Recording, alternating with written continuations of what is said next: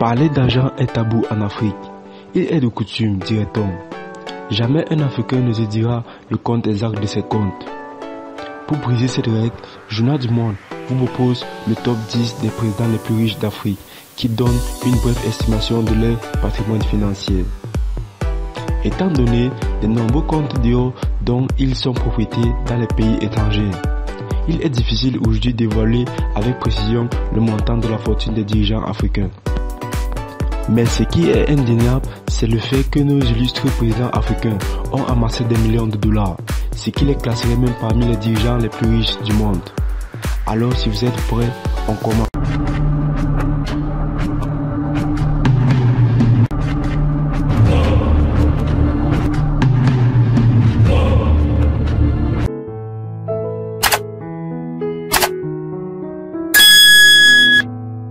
En 10e position, nous avons le roi Mswati III.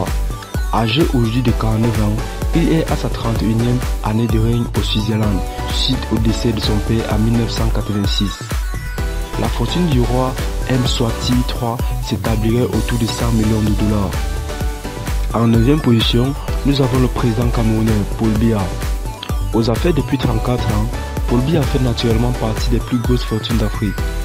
Son patrimoine, évalué à 200 millions de dollars, fait cependant polémique, car certains affirment que sa fortune va au-delà du montant indiqué et qu'elle pourrait même franchir la cape du milliard de dollars. Quoi qu'il en soit, le président camerounais a bel et bien sa place dans ce classement africain des présidents les plus riches. Joseph Kabila, président de la République démocratique du Congo. Il accède au pouvoir en 2001 après le décès de son père. Toujours en exercice dépit des tensions politiques qui traversent son pays, Joseph Kabila serait à la tête d'une fortune estimée à 250 millions de dollars. Mais quand on connaît la richesse du sous-sol congolais, l'on serait tenté de dire que sa fortune personnelle est largement supérieure au montant évoqué. Uhuru Kenyatta, président du Kenya. À en croire certaines sources, la fortune de l'actuel président du Kenya s'évaluerait à un demi-milliard de dollars américains. Les avis ne sont pas unanimes sur ce montant car son patrimoine financier devrait être bien supérieur au montant, d'autant plus que sa mère est l'une des femmes les plus riches du continent africain. Félix Houphouët-Boigny. Il a été le premier président de la République ivoirienne après la proclamation de l'indépendance du pays en 1960. En juillet 2014, l'exécuteur du testament du défunt président ivoirien a levé le voile sur une partie de l'héritage de l'un des pères fondateurs du PDCI-RDA. Si certaines sources rapportent que la fortune de l'ancien chef d'État ivoirien s'élevait à plus de 100 millions de dollars, de nombreux Ivoiriens restent persuadés ce jour que l'héritage du prêtre des nations ivoiriennes se comptait en milliards de dollars. Teodoro Obiang. Tout comme le clan Bongo, le clan Obiang, qui gouverne la Guinée équatoriale depuis des décennies, est aussi au cœur de plusieurs scandales pour bien mal acquis. La fortune de l'actuel président équato-guinéen s'établirait à plus de 600 millions de dollars. Le clan Bongo. La fortune du clan Bongo, qui gouverne le Gabon depuis près de 50 ans, s'élèverait à près d'1 milliard de dollars. Après sa mort, son fils Ali Bongo hérite du pouvoir et perpétue ainsi le règne du clan Bongo au Gabon.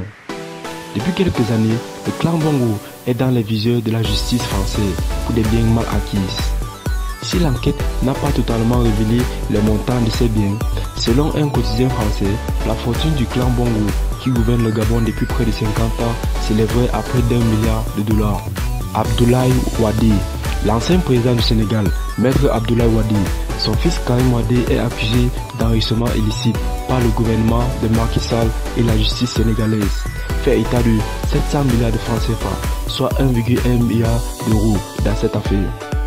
A vous donc d'imaginer à combien s'élève la fortune du père si le fils est à la tête avec plus de 1,4 milliard de dollars. Le roi Mohamed VI. Cela fait maintenant 18 ans que Mohamed VI a hérité du pouvoir au Maroc.